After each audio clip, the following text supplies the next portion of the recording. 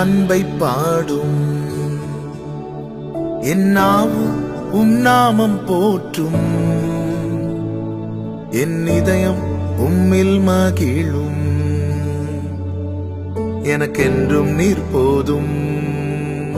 இயேசு கிறிஸ்துவின் இனிய நாமத்திலே உங்களை வாழ்த்துகிறேன். கர்த்தர் நல்லவர். கர்த்தருடைய கிருபை உங்களை சூழ்ந்து கொள்வதாக. கர்த்தர் உங்களை ஆசீர்வதிப்பாராக. எரேமியா தீர்க்கதரிசன புஸ்தகம் 2வது அதிகாரம் 17வது வசனம். உன் தேவனாகிய கர்த்தர் உன்னை வழியிலே நடத்தி கொண்டு போகும் காலத்திலே நீ அவரை விட்டு போகிறதினால் அல்லவோ இதை உனக்கு நேரிட பண்ணினாய்.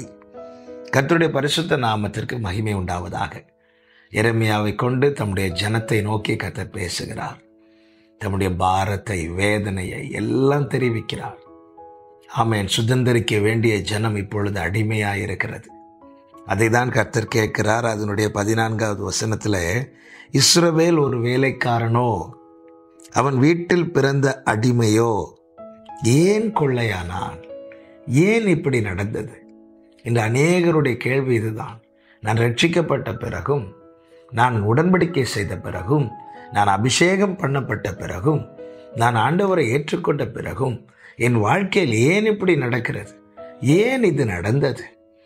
சுதந்திரிக்கும்படிக்கு வாக்குத்தத்தம் பெற்ற நான் சுதந்திரிப்பதற்கு பதில் இன்னும் அடிமையாகவே இருக்கிறேனே, ஏன் இப்படி நடந்தது? அதற்கான பதிலை தான் கர்த்தர் அடுத்த வார்த்தையில சொல்லுகிறார்.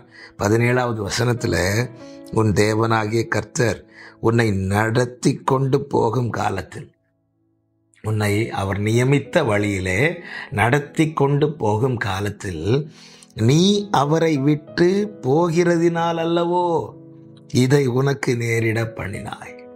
என்னை கேட்டுக்கொண்டிருக்கிற அன்பு சகோதரா, சகோதரி, நாம் பல நேரத்தில் கர்த்தர் கைவிட்டார் என்று சொல்லி புலம்புவது உண்டு. ஆனால் அநேக நேரங்களில் நாம் யோசிக்கிறது இல்லை. என்ன தெரியுமா? நாம் அவர் கையை விட்டு போனோமா அல்லது கர்த்தர் கைவிட்டாரா என்று. அவர் கைவிடாத தேவன். ஆபிரகாமோடு, ஈசாக்கோடு, யாக்கோபோடு இருந்து நடத்தின அதே தேவன் தான் நம்மோடும் இருந்து நடத்துகிறார்.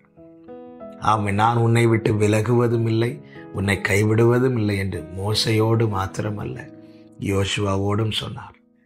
உலகத்தின் முடிவு பரியந்தம் சகல நாட்களிலும் நான் உங்களோடு இருக்கிறேன் என்று சொன்னார். உன் வலப்பக்கத்தில் உனக்கு நிழலாய் இருக்கிறேன் என்று சொன்னார். அவர் பல நேரத்தில் கூட இருப்பது நமக்கு தெரியாவிட்டாலும் அவர் நம்மை விட்டு விலகாத கர்த்தர் என்பது உண்மை. அப்படி இருந்தும் ஏன் அநேக நேரத்தில் கைவிடப்பட்டது போல உணர்கிறோம் தெரியுமா? அவர் நம் கையை விட்டதினால் அல்ல, நாம் அவரை விட்டு போனதினாலே. எப்பொழுது நாம் அவரை விட்டு போகிறோம்? இங்கே பாருங்கள், இந்த வார்த்தையில் இப்படி சொல்லப்பட்டிருக்கிறது, உன் தேவனாகிய கர்த்தர் உன்னை வழியிலே நடத்தி கொண்டு போகும் காலத்தில். கர்த்தர் எந்த வழியிலே நடத்துவார்? கர்த்தர் நேரான வழியிலே நடத்துவார். கர்த்தர் நீதியின் வழியிலே நடத்துவார். கர்த்தர் செவ்வையான வழியிலே நடத்துவார். ஏன் நாம் விட்டு போகிறோம் தெரியுமா? பல நேரத்தில் நாம் விரும்புகிற பாதைகள் அநேகம் உண்டு. ஆமாம், நாம் நடக்க விரும்புகிற பாதைகள் உண்டு. நன்றாய் புரிந்து கொள்ளுங்கள்.